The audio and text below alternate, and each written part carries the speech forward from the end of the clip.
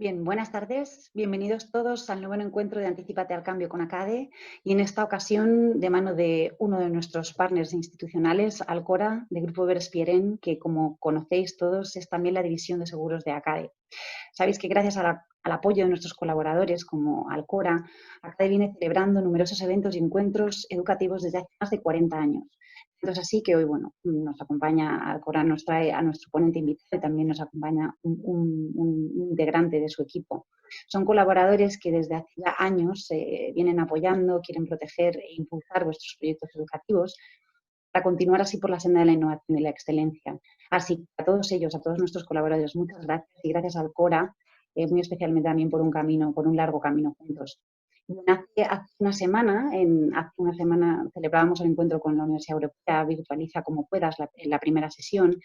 Hablábamos de una cuestión clave como es la ciberseguridad. Conocer los principales riesgos cibernéticos y los mecanismos de prevención se ha convertido en una de las principales preocupaciones no solamente de empresarios, directores, también diría de la ciudadanía en general. Saber cómo podemos hacer para evitar estas brechas de seguridad y proteger nuestra intimidad es clave y se ha convertido en más que una estrategia. Así que para hablar de ciberseguridad, hoy damos las gracias por su presencia hoy con nosotros. Le damos la bienvenida a Manuel Huerta. Manuel es CEO de Lazarus, compañía pionera en servicios de continuidad de negocio, seguridad informática e informática forense, con especialización en gestión de ciberriesgos. También es profesor de probatoria electrónica, investigación digital e informática forense por el Instituto de Ciberseguridad en España, ICIBE, las universidades Carlos III, Villanueva, Camilo José Cela, profesor de grado de criminalística en la Universidad Europea de Madrid y también en el ICAM, el Colegio de Abogados de Madrid. Es consultor científico del Instituto de Ciencias Políticas y profesor honorífico en cibernética para la cátedra de la UNESCO. Además, ha sido condecorado por la Guardia Civil pues por colaborar en casos de pornografía infantil y es máster en gestión de ciberriesgos por la Universidad de Harvard. La verdad que muchas gracias, un placer contar contigo, Manuel, esta tarde. También estará con nosotros Rafael Gisbert, él es abogado y corredor de seguros. Actualmente es director adjunto de la Unidad de Educación de Alcora, Correduría de Seguros. Gracias, Rafael, también por tu presencia con nosotros. Como siempre sabéis que la sesión constará de una primera parte con la presentación de nuestros ponentes invitados y luego podréis dirigir vuestras preguntas a partir de preguntas y respuestas que encontráis en la parte inferior de vuestras pantallas y bueno, pues muy gustosamente os responderán nuestros compañeros. Así que creo que va a hablar en primer lugar Manuel. Y una cosa, el webinar se va a quedar grabado y podréis encontrarlo o acceder a él en nuestro canal de ACADE TV en YouTube, al cual podéis acceder fácilmente también a través de la página web de ACADE. Así que creo que es Manuel, ¿verdad? El que va a comenzar esta tarde. ¿Manuel? Creo, Manuel, que tienes que acceder, Sí, ya está. Gracias, Manuel. Se me había salido el ratón de la pantalla, perdonad. Nada, gracias, Manuel. Muchas gracias por la magnífica introducción. Bueno, pues voy a intentar daros un punto de vista, bueno, pues que espero que sea lo más didáctico y lo más constructivo posible dentro de, bueno, pues un poco el nivel de preocupación que además se ha disparado bastante respecto a la seguridad informática con este tema del confinamiento, porque, bueno, pues la gente ha tenido que, digamos, salir en espantada, entonces ha tenido que empezar a trabajar a nivel doméstico, sin tener preparados todos los sistemas para el teletrabajo, que bueno, pues se ha conseguido hacer a marchas forzadas. Yo creo que la reacción de la gente ha sido bastante buena en cuanto a esta toma de concienciación y es muy importante, bueno, pues atacar de una manera directa ciertos paradigmas que digamos que son un poco vox populi o son leyendas urbanas a medias, respecto a la importancia que tiene cierta preocupación por la seguridad informática. Evidentemente, ahora mismo, y más con este estado de confinamiento, se ha podido ver que la seguridad informática es un tema que ya nos atañe a nosotros personalmente, ¿vale? Muchísimos de los ataques han cambiado de dirigirse a corporaciones durante, digamos, el estado de normalidad previo a la pandemia al que tenemos actualmente y entonces los ataques se han vuelto mucho más personalizados y mucho más dirigidos. Hay una cuestión que es muy importante que hay que entender de partida, que es cómo se orquestan este tipo de ataques. Este tipo de ataques no nos atacan a nosotros como persona o como entidad porque le caigamos mejor a alguien, porque le caigamos peor, por cualquiera de los paradigmas que se nos puedan ocurrir, porque alguien creamos que nos pueda tener cierta envidia. Esto no funciona así. La informática tiene un punto de partida muy básico, que es la unión de información y automática. Pues exactamente igual que se utiliza para procesar grandes cantidades de información, se utiliza para orquestar estos ataques. Estos ataques, para que os hagáis a la idea, no los está haciendo alguien que os conozca, nadie que os tenga ganas, sino que puede estar orquestado por un chaval en un apartamento en un edificio de apartamentos viendo 2 películas y comiéndose una bolsa de chetos mientras se pone a escanear todas las IPs de una provincia, la que vosotros queráis, y cuando tiene suficientes objetivos identificados en esa automatización que ha hecho mientras él se ve sus 2 películas, decide lanzar el ataque. ¿Por qué? Porque al final ese ataque es un ataque de volumetría. Se lanza una vez y le llega a un montón de gente.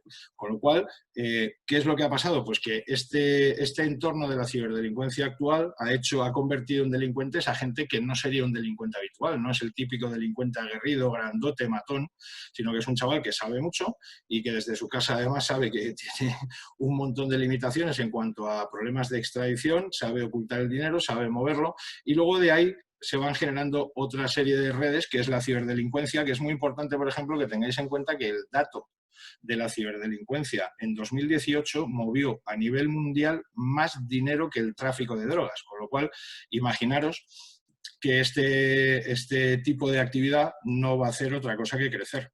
Entonces, cuando tenemos un volumen económico tan grande, evidentemente ya hay mucha industria detrás, ¿vale?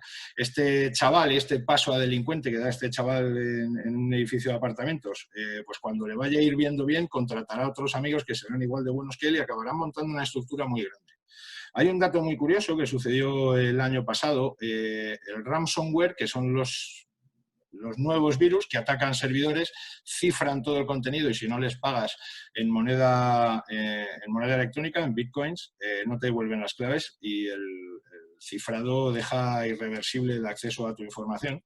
Bueno, pues hubo un grupo criminal que el año pasado publicó todas las claves y todos los sistemas para solucionar el daño que habían causado porque se retiraban porque habían ganado 2.500 millones de dólares, declarado por ellos mismos. Evidentemente no revelaron su identidad, pero os podéis imaginar que es un negocio bastante rentable. Date cuenta, es importante tener en cuenta que con un portátil de 400 euros ya se pueden empezar a hacer bastantes estropicios, con lo cual pensar que es un tipo de delito que es barato. Es barato cometer, no tienes que comprarte un tanque o meterte en algún sitio complicado a ir a comprar dos fusiles, ¿no?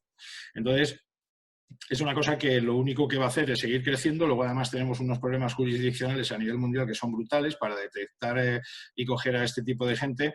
Las leyes son demasiado lentas como para ir suficientemente rápido detrás de ellos. Pero aún así se coge a muchísima gente. A eso hay que estar tranquilo, que la policía hace una muy buena labor y acaba, bueno, pues cogiendo a grupos organizados bastante importantes. Una de las cosas que es importante destacar es que cuando a nosotros no somos un objetivo nada más que por el hecho de estar conectados a Internet, es una cosa que nos va a tocar antes o después, porque si yo escaneo todos los rangos de IPs de España, pues lo que voy a tener es una lista de vulnerabilidades de cuántos sistemas tienen puertas abiertas por las cuales yo me podría colar. Y eso lo podría hacer con un servidor sin demasiado esfuerzo y sacar todo este tipo de información que tenemos aquí.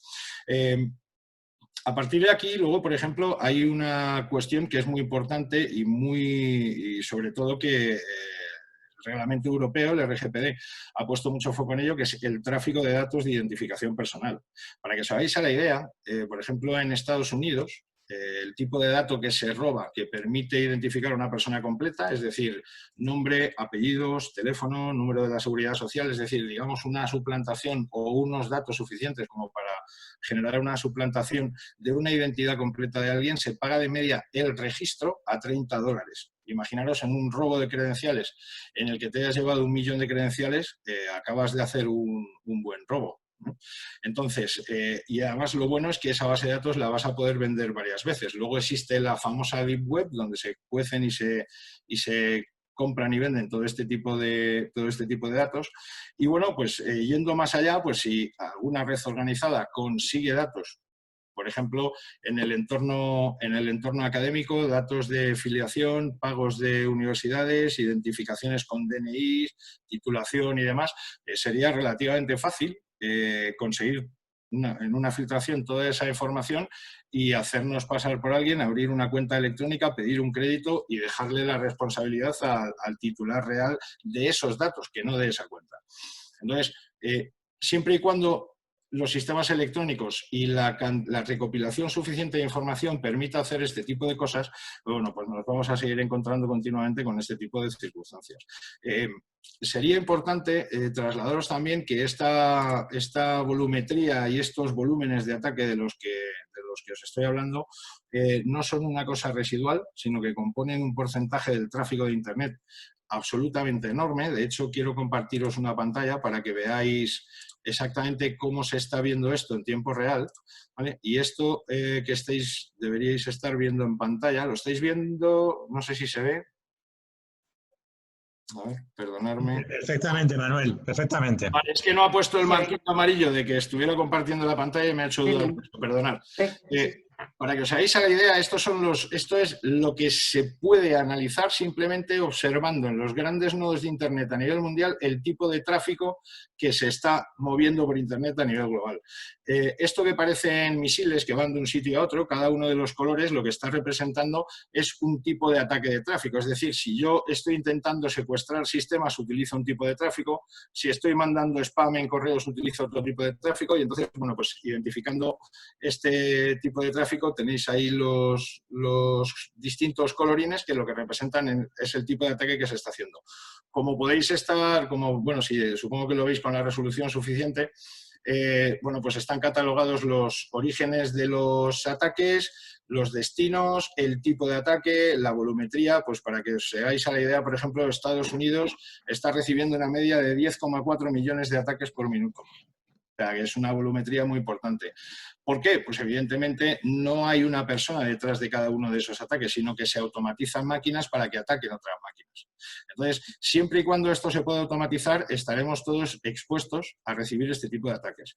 Hay un dato también que es muy importante, que es entender exactamente que absolutamente todo el mundo ha sido atacado al menos 1,7 veces al año. No quiere decir que todos los ataques que recibamos vayan a surtir efecto, es decir, no siempre se cuelan en las redes, no siempre secuestran información, no siempre capturan credenciales, pero lo que tenéis que entender con eso es que se hace el ataque muchísimas veces al año, porque si a mí no me ha tocado ninguno, a alguien le ha tocado 3,4 veces. ¿Vale?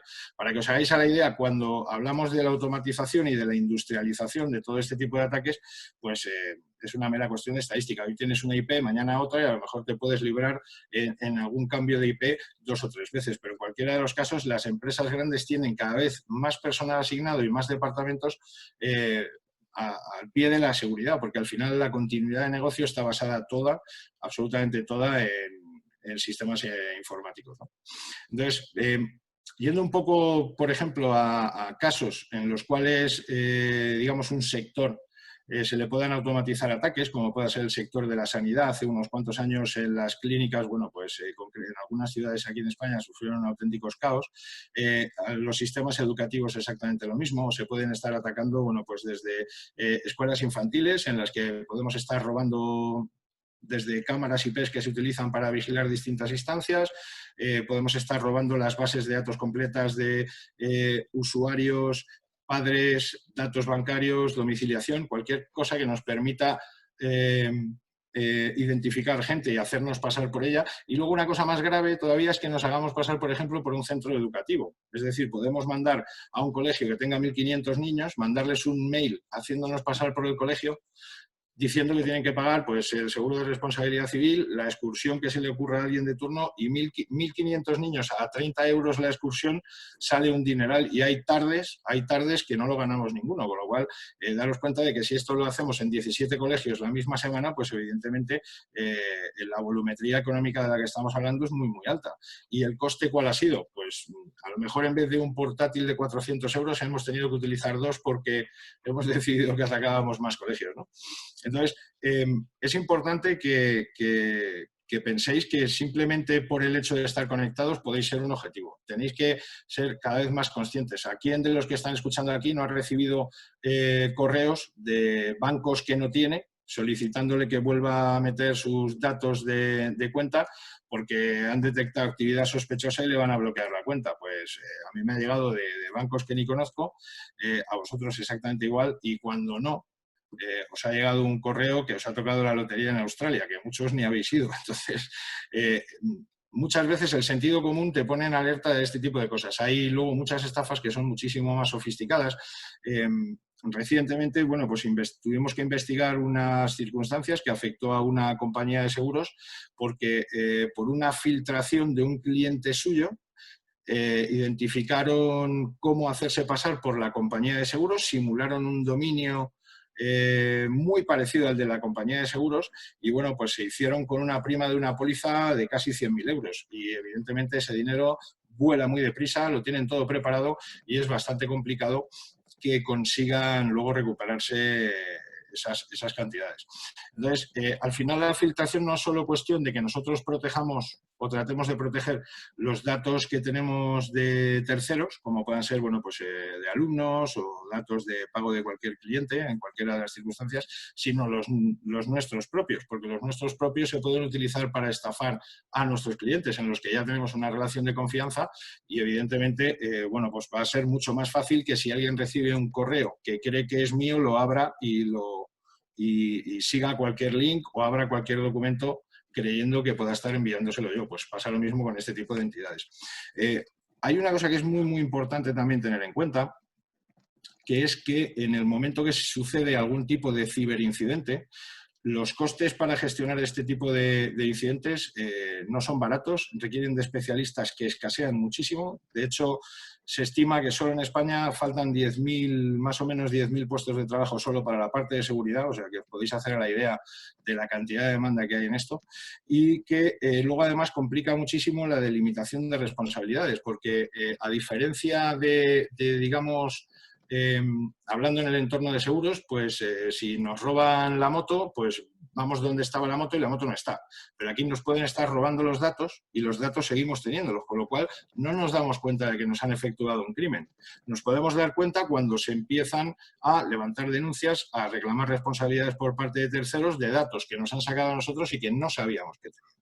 Con lo cual, aquí hay que extremar todavía más la precaución porque nos encontramos en una circunstancia bastante compleja. El coste medio de un ataque que haya surtido efecto a una compañía, el coste medio de resolución, teniendo en cuenta que vamos a tener parada de negocio, daños reputacionales, posibles reclamaciones de terceros y que tenemos que además restaurar toda la continuidad de negocio y volver a blindarlo todo, está muy cercano de media por incidente de los 100.000 euros. Con lo cual, además, el tipo de especialistas que hacen falta para atender de una manera coordinada todo este tipo de incidentes, pues también es fácil de localizar. Aquí entran en juego, bueno, pues después Rafael os va a explicar la importancia que tiene un seguro de ciberriesgo que, bueno, pues ya tiene todos los especialistas concentrados, un plan de acción, los tiene todos delimitados y va a ayudar a resolver la situación de una manera muy rápida. Uno de los, también es importante entender que en contra de lo que la gente cree, ciberriesgos como tal solo existen 3, que es continuidad de negocio, reputacional y legal. ¿Qué es lo que existen muchos y muy cambiantes? Las amenazas. ¿vale? Las amenazas, las vulnerabilidades, eso es lo que varía y cada vez se va investigando más en cómo parchearlos, pero bueno, pues al mismo tiempo que se pone la solución hay un montón de gente que lo que está buscando es por dónde colarse y cuando ponemos un parche a una cosa consiguen colarse por otra. Por eso evolucionan los sistemas operativos, por eso hay que parchear, por eso hay que tener bueno, pues actualizadas y sobre todo legales todas las aplicaciones, porque bueno, pues el hecho de no tenerlas legales nos quita cierta parte de soporte y evidentemente esa falta de soporte en algún área concreta puede hacer que esas ventanas que podemos abrir al exterior y por las que se puede colar el malo, pues se queden abiertas y no estén cubiertas. Por lo tanto, bueno, pues conviene tener todo este tipo de, todos los sistemas correctamente actualizados. Una de las cuestiones que también generan cierta controversia y que tienen además un nivel de requisitos para ser investigadas muy complejo es precisamente la delimitación de responsabilidad. En este caso, que os comentaba antes, por ejemplo, con la correduría de seguros, o si queréis llevamos el ejemplo a un modelo académico, si en un centro educativo del origen que sea, bueno, pues tienen todos nuestros datos, tienen datos bancarios, tienen copia del DNI, tienen nombre, dirección, teléfono. Esos datos se filtran sin que alguien lo sepa. Yo los puedo utilizar para o bien en contra de cualquier otra persona o simplemente, bueno, pues para hacer un agujero económico a través de un crédito, una tarjeta de crédito, compras fraudulentas y demás al titular real de esos datos. El problema es averiguar en muchas ocasiones es desde dónde se ha filtrado ese dato, porque evidentemente si nos pusiésemos a contar en cuántos sitios tenemos depositado una copia electrónica de nuestro DNI, unos datos de filiación, una dirección y demás, pues evidentemente serían muchos sitios, porque nos lo podemos encontrar en la compañía eléctrica, nos lo podemos encontrar en la compañía telefónica, en el proveedor de internet, en el proveedor de televisión, en un montón de sitios.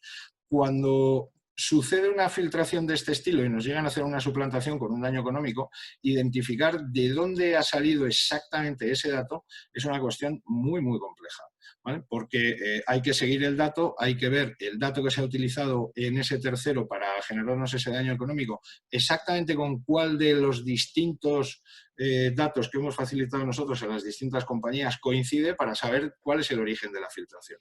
Entonces, una vez identificado esto, se podrían reclamar las responsabilidades civiles oportunas, pero claro, requiere un estudio, requiere un especialista, requiere tiempo.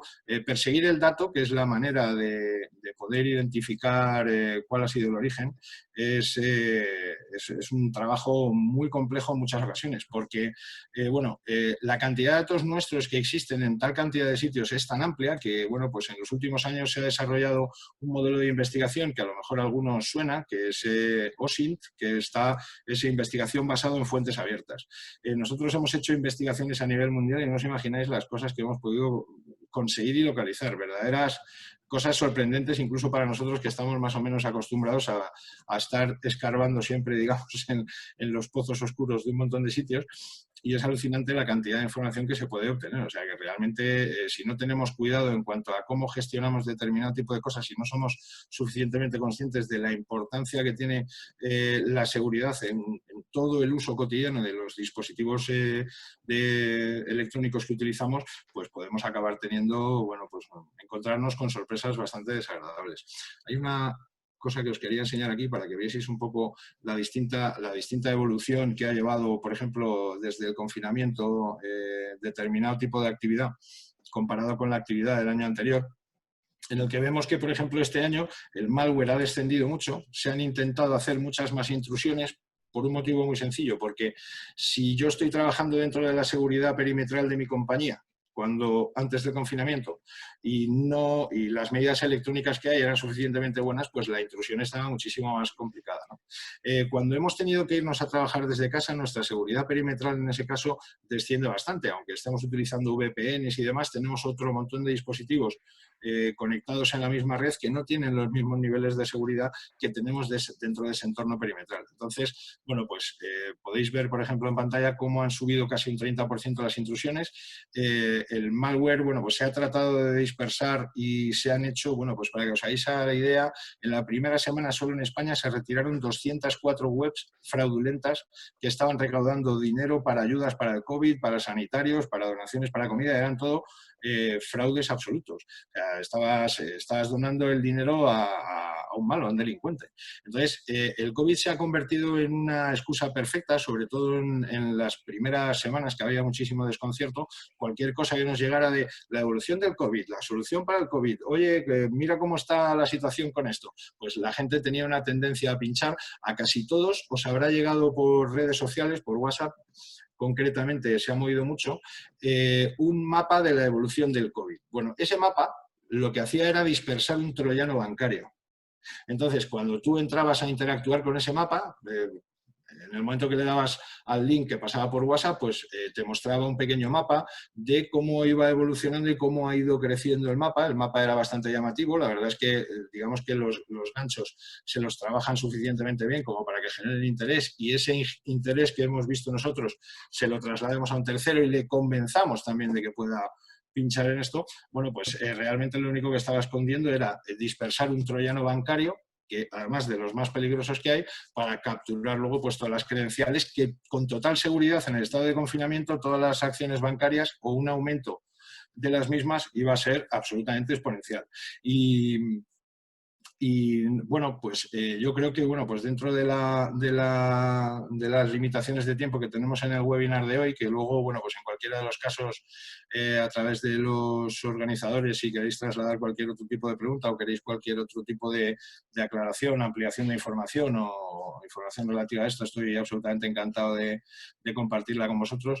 Y creo que, si no me equivoco, me toca ir dando paso ya a Rafael, que bueno, pues después de todo este miedo que os he sembrado yo creo que Rafael os va a tranquilizar un poco, porque dices, bueno, el panorama está mal, pero os va a dar opciones para no estar tanto en riesgo, y yo creo que os va a explicar muy bien las soluciones para bueno, pues para que no quede tan mal sabor de boca con el miedo que os haya podido trasladar yo con todo esto.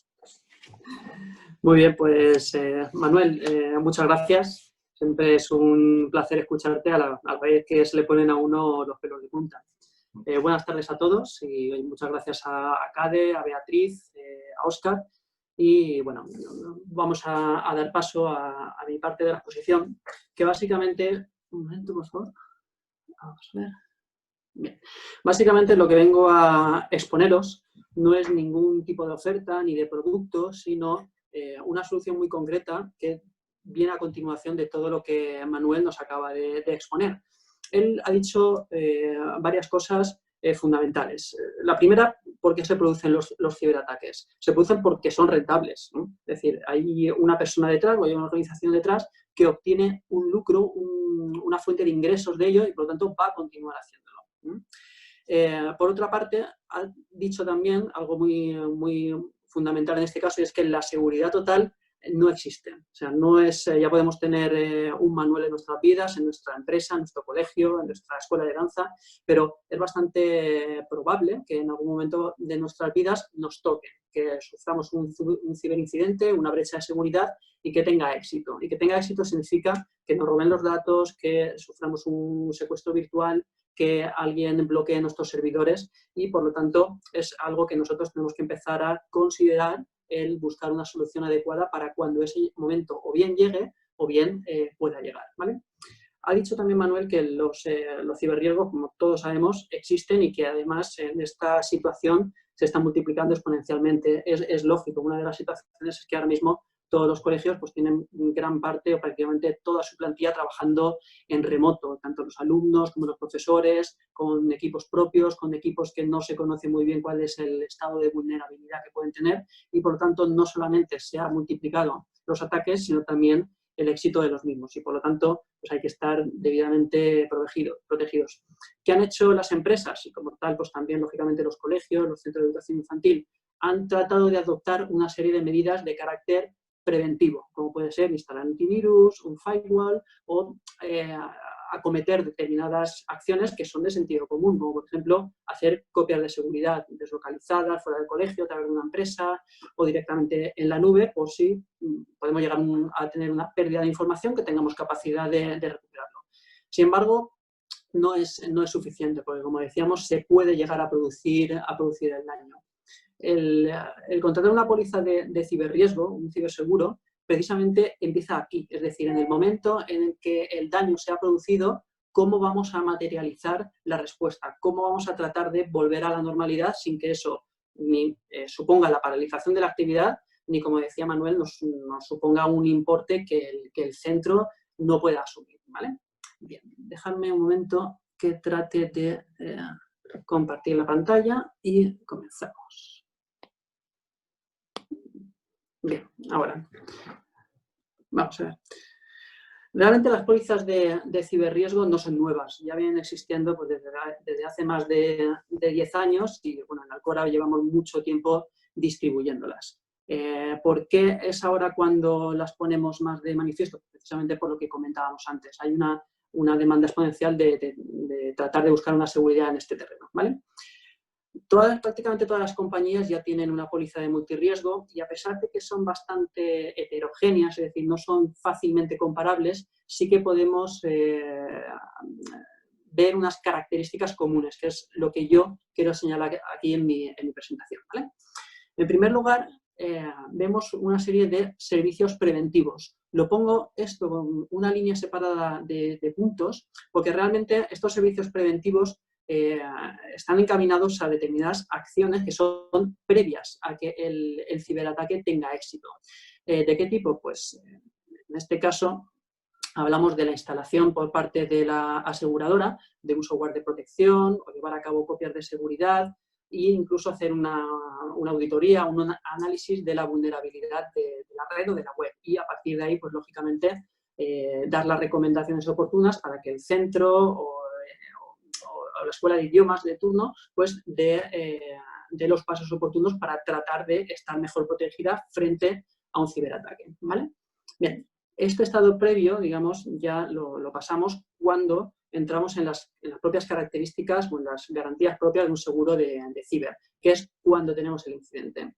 En mi opinión, la principal ventaja que supone contar con un seguro de ciberriesgo es precisamente este bloque de cobertura que sería la respuesta ante incidentes cibernéticos, ¿vale? ¿Por qué motivo? Antes decía una cosa bastante clara y es que sabemos que puede llegar a producirse con bastante probabilidad un ciberataque.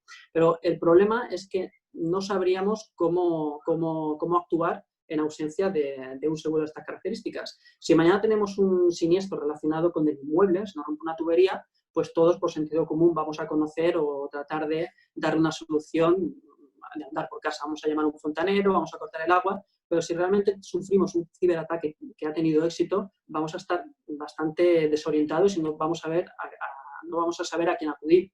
Lógicamente vamos a pensar todo, bueno, pues el de informática, el informático. Pero realmente esta persona o este departamento probablemente no tenga ni los medios ni los conocimientos necesarios para tratar de acometer esa brecha de seguridad o ese incidente. La respuesta a los incidentes cibernéticos que las compañías vienen dando dentro de los paquetes de cobertura pues pasan precisamente por estas acciones que yo indico en pantalla, ¿no? Fundamentalmente son acciones inmediatas y de contingencia. También contar con los costes de auditoría forense, que como señalaba Manuel, pues son bastante caros y no hay muchos especialistas que lo lleven a cabo en España. Por supuesto también el asesoramiento legal y la comunicación. Es decir, cuando se sufre un ciberataque, por ejemplo, hay una fuga de datos, el centro estaría obligado a notificar a todos aquellos posibles afectados de la existencia de esas circunstancias. Si yo, por ejemplo, soy el padre de uno de vuestros colegios y sufrís un ataque, yo legalmente debería de recibir una comunicación vuestra diciendo, oye, me han robado los datos, es posible que pase algo, por lo tanto, tomar las medidas adecuadas. Claro, a efectos reputacionales, el colegio va a salir mucho mejor parado si esta comunicación la lleva a cabo una agencia de comunicación que si la tienen que llevar el propio colegio con sus propios medios. Por eso yo creo que este primer bloque de coberturas es muy importante, ¿vale? En segundo lugar, lo que serían las coberturas propias de responsabilidad por incidente. Manuel también lo apuntaba, estamos hablando de que por una brecha de seguridad, por un incidente cibernético, podemos asumir o podemos tener que asumir determinadas responsabilidades. En primer lugar, frente a terceros, es decir, si a través de nuestros equipos o a través de nuestros servidores o de nuestra página web o mediante la suplantación de datos de nuestra identidad, porque por una brecha de seguridad lo hemos permitido, se perjudica a un tercero, alguien, digamos, sufre una pérdida patrimonial, esta persona va a estar legitimada a reclamarlo contra el colegio. Y si bien el colegio no ha sido el autor, el causante de esta acción delictiva, va a tener la obligación de refrendarla, es decir, de responder por ella, porque es su responsabilidad el que este tipo de brechas de seguridad no se produzcan. Volvemos al ejemplo de antes y también lo comentábamos anteriormente. Si ese robo de datos se materializa en cuentas bancarias de padres que finalmente llegan a trasladarse a un fraude, pues lógicamente el centro tendría un serio problema. Además, va a tener también que responder por vulneración de la normativa de protección de datos frente a la agencia estatal, así como determinadas multas y sanciones. E igual, lógicamente, que responsabilidades por vulneración de la privacidad propiamente dicha.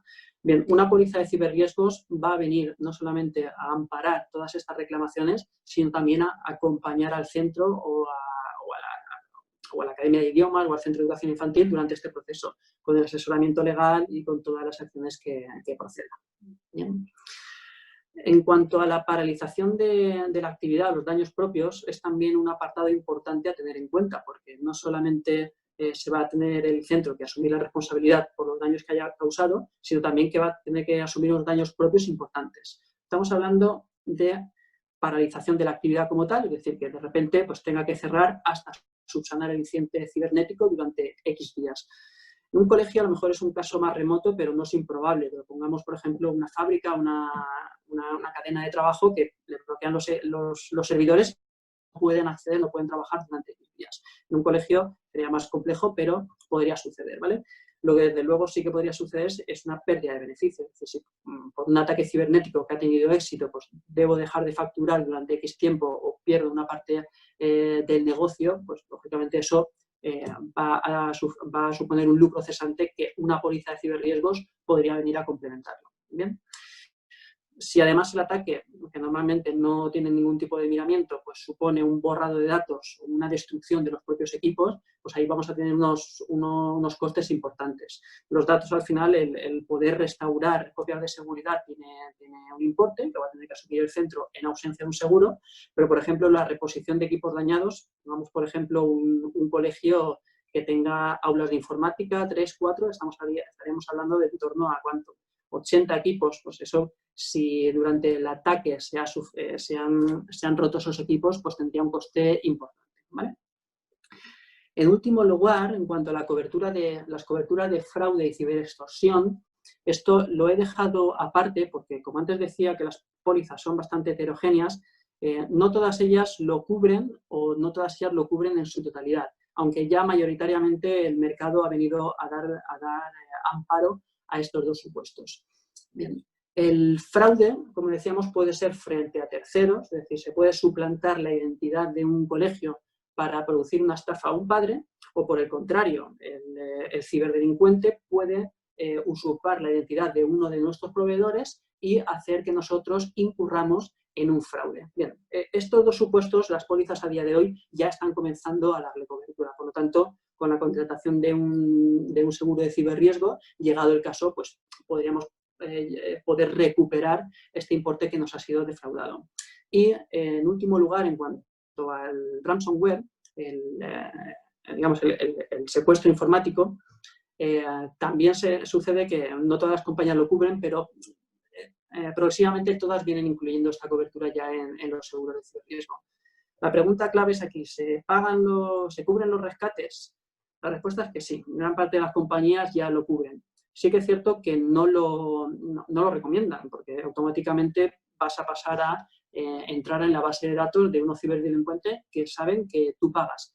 Sin embargo, como el incidente informático o la brecha de seguridad va a estar monitorizada y acompañada en todo momento por el panel de seguridad o de expertos que la compañía aseguradora va a poner a disposición del centro, del asegurado, Si llegado el caso final no existe otra que pagar para poder acceder a los servidores, a los datos, la compañía no pagaría directamente al ciberdelincuente, sino que reembolsaría la cantidad que el asegurado haya debido de pagar, ¿vale? Luego esto también cabría la posibilidad de asegurarlo, ¿vale?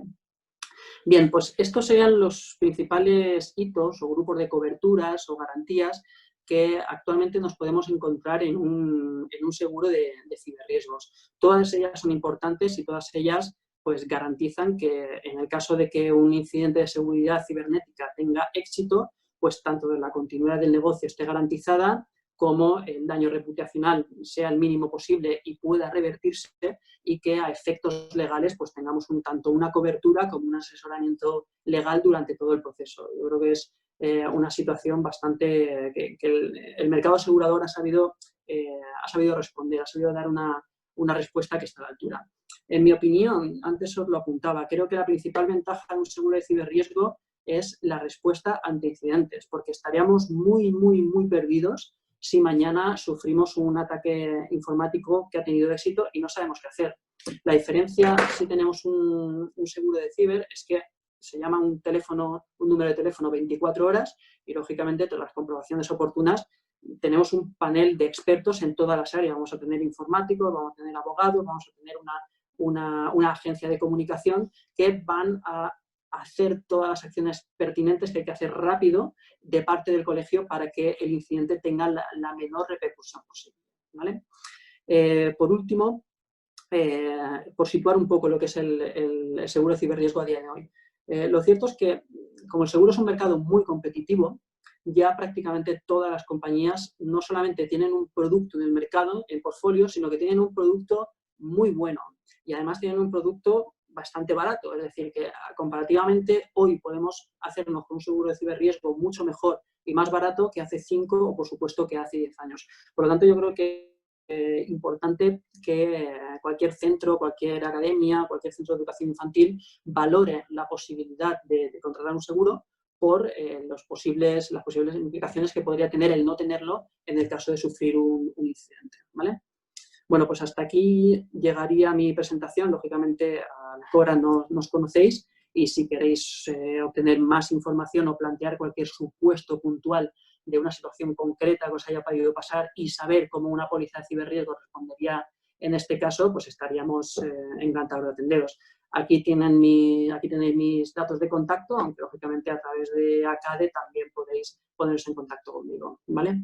Bueno, pues por mi parte nada más, y ahora tanto Manuel como yo, si alguno tenéis alguna pregunta tanto para el uno como para el otro, pues estaremos encantados de responderos. Sí, Rafael, Manuel, muchas gracias. Manuel, si quieres puedes volver, ahí estamos, perfecto.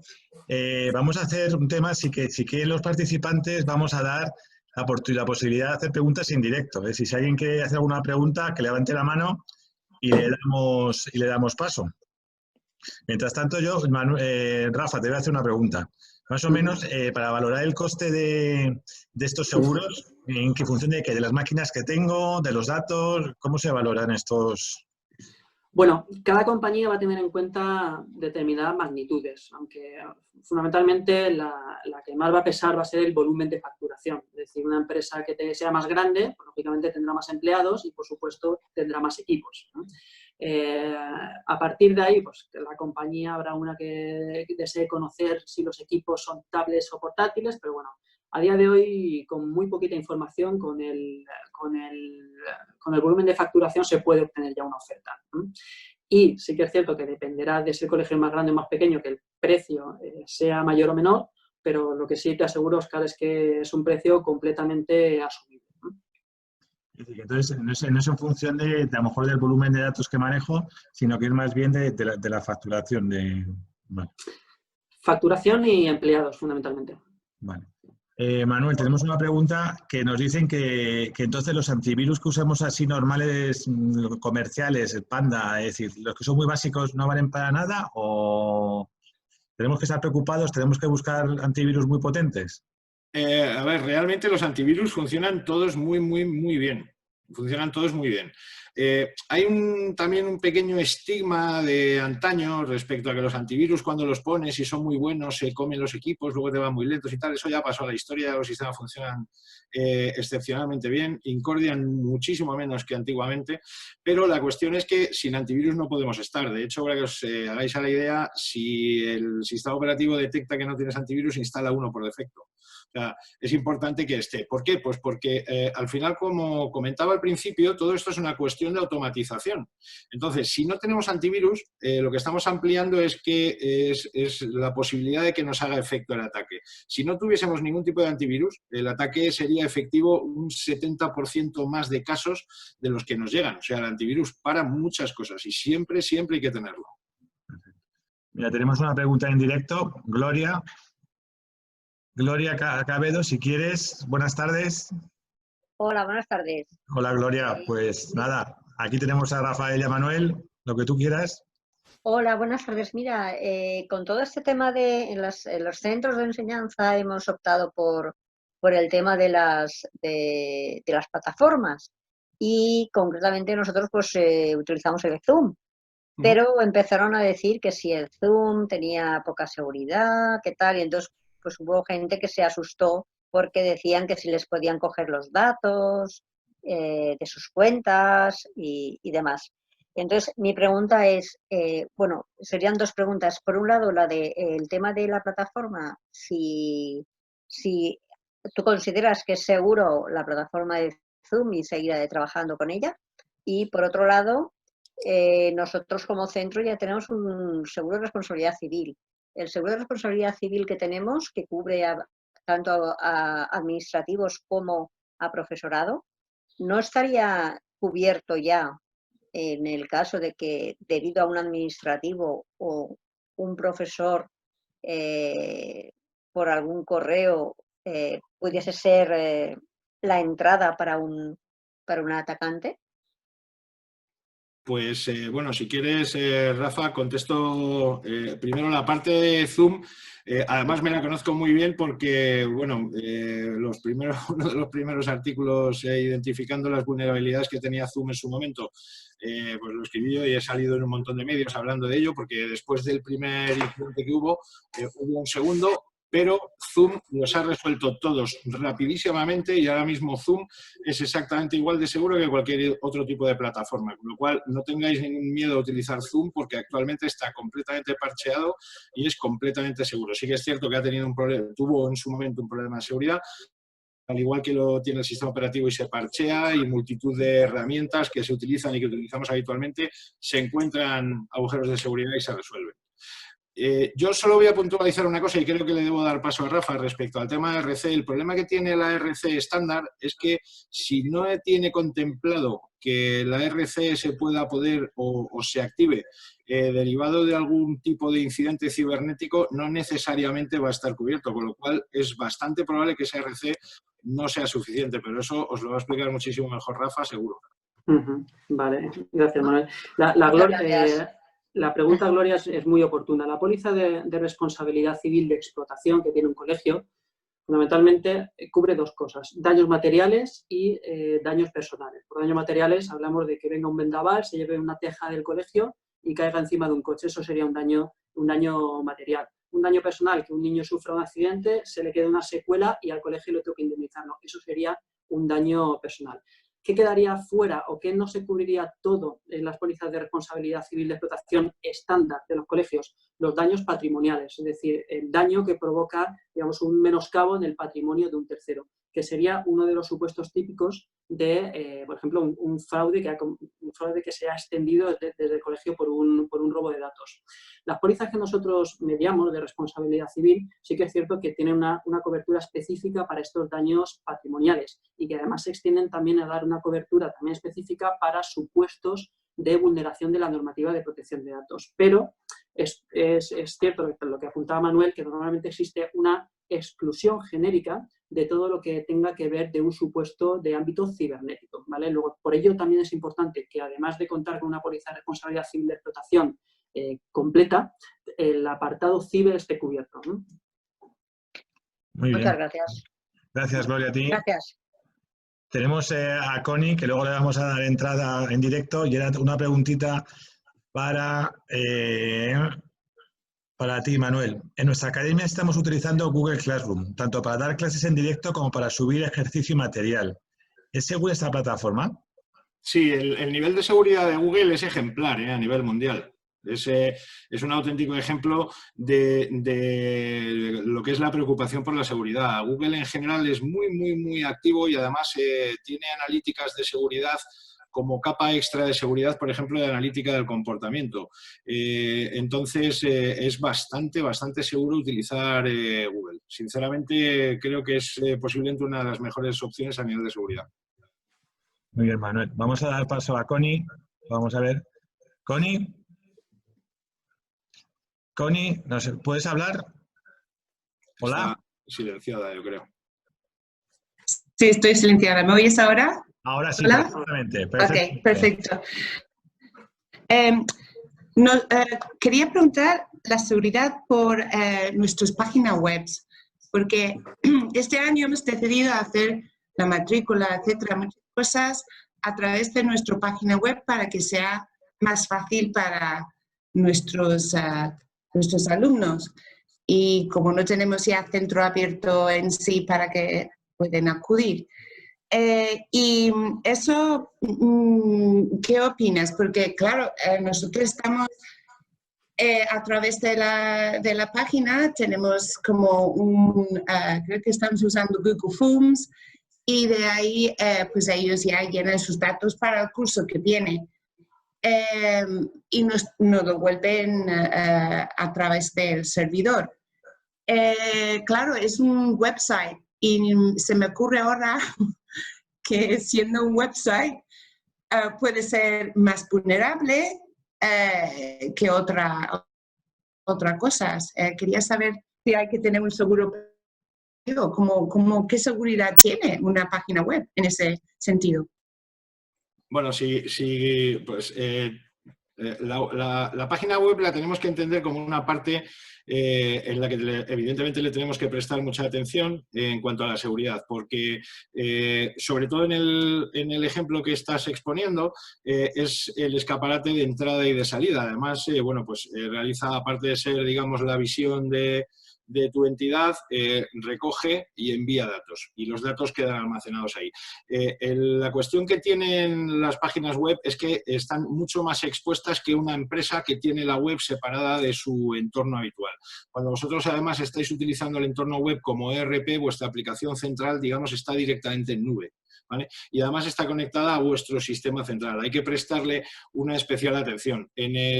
Una de las ventajas que hay, que es muy importante tener en cuenta, es que el producto que ha descrito Rafa está pensado precisamente para empresas que no se dedican al tema de seguridad, con lo cual uno de los servicios preventivos que hay es la analítica de la página web.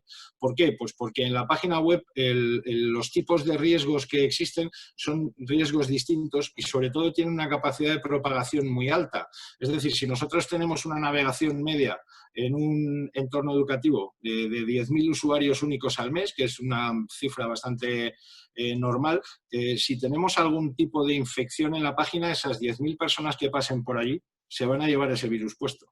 Entonces, todavía tenemos que prestar mucha más atención a la página web para evitar que la acumulación en una posibilidad de reclamación por daños de responsabilidad civil encima se propague más, con lo cual los servicios preventivos que van en este tipo de productos de cierre riesgos, una de las cosas que hacen es analizar la seguridad tanto de la infraestructura de la compañía, la infraestructura física, la seguridad perimetral que tenemos en oficinas y demás, como toda la infraestructura web. Y es importante tener en cuenta que sea cual sea el estado de seguridad, este tipo de productos, una de las ventajas que tiene es que va a hacer una analítica completa sin necesidad de que haya sucedido nada para colocar a la compañía en unos estándares de seguridad lo más altos posible. Entonces, es bastante recomendable, sobre todo en un entorno web que tiene más exposición, contar con una cobertura de este tipo. Perfecto, gracias. Muchas gracias, Connie. Ahora tenemos una pregunta de Darío, una para Rafa y otra para Manuel. Para Manuel, ¿es más seguro Mac que Windows? A ver, realmente aquí hay que explicar primero cuál es el share de mercado. Estamos hablando de que Mac, no Apple en telefonía, sino Mac, tiene un 7% más o menos del mercado. El resto es Windows y Linux. El mayor porcentaje de implementación está en Windows, y Windows no es que sea menos seguro, es que se investiga más, porque tu foco para robar es mucho mayor. ¿Vale? Entonces, hay muchísimos más grupos dedicados a encontrar vulnerabilidades en Windows que en Mac. Mac también las tiene. Son diferentes. Lo que pasa es que es un sistema operativo que funciona de una manera más suave. Mac no es que falle menos, es que da menos avisos, ¿vale? Pero falla exactamente igual que cualquier otro sistema y tiene prácticamente las mismas vulnerabilidades. En cualquiera de los casos, si estamos utilizando Mac, sí que es cierto que, bueno, pues estamos menos expuestos a determinado tipo de ataques industrializados por esa disminución en la existencia de vulnerabilidades, pero incluso utilizando Mac podemos tener exposición derivada de filtración de credenciales de usuario, phishing bancario, etc. Con lo cual, lo que es el entorno es un poco más robusto a nivel de seguridad por ese motivo, pero luego en toda la interacción con el resto es exactamente igual de vulnerable que Windows. Entonces, la prima, me preguntaban también, no se modifica si tengo Mac que si tengo Windows, es decir, que no es más económico porque al final la vulnerabilidad es la misma. Es la misma. Es la misma, perfecto. Cambia de forma, básicamente. Vale, perfecto. Pues yo creo que ya son las 7 de la tarde, vamos a ser puntuales. Si te parece, Beatriz, damos la sesión con puntualidad, no te quejarás, ¿eh? Pues no. La verdad que, bueno, muchas gracias Rafael, Manuel. Bueno, pues vivimos en la época con el auge del Big Data, inteligencia artificial, ¿no? Hablamos de esa preocupación que existe sobre no parece un poco la pérdida de control de los datos y, bueno, la importancia de promover esas prácticas, bueno, para que los centros pues tengan, estas medidas de prevención, ¿no? Frente a brechas de seguridad. La verdad que Manuel y Rafa, yo creo que ha sido una exposición muy concisa, muy concreta. Por supuesto, gracias al Cora también. Como decía Rafael, todos vosotros contáis con los datos y si no os podéis poner en contacto directamente también con ACADE para seguir resolviendo cualquier duda que podáis tener. Y bueno, pues muchas gracias, Rafael, Manuel, Gracias. Óscar. Muchas gracias. Estaba contestando una que me quedaba por aquí, pero muchas gracias. Venga, Manuel, contesta. Que te queda. Sí, por favor, Manuel, claro que sí. Está contestada, que estaba viendo por aquí. Es que no quería teclear mucho, que luego suena mucho. No, sí, pero mejor. Venga, y bueno, facilitar a toda la gente que se haya conectado, que si después de esta sesión le queda o le surge alguna pregunta, que estamos encantados de echar una mano y que hay que hacer muchísimo labor instructiva respecto al tema de seguridad, porque la gente vaya cogiendo cada vez más conciencia. A los docentes también, entiendo, a los profesores, ¿verdad? Y agradeceros este tipo de iniciativas que de verdad que hacen mucha falta para concienciar a la gente del problema que puede llegar a suponer esto. Sin duda, pues muchas gracias y nos veremos ya ahora personalmente, dentro de poco. Sí, que esperamos. Nos veamos presencialmente, será buena noticia. Eso es. Ya queda poco. Óscar, muchas gracias. Gracias a todos los que estáis al otro lado de la pantalla y nos vemos el viernes que viene. Gracias. ¿Vale? Gracias, hasta luego. Adiós. Hasta luego.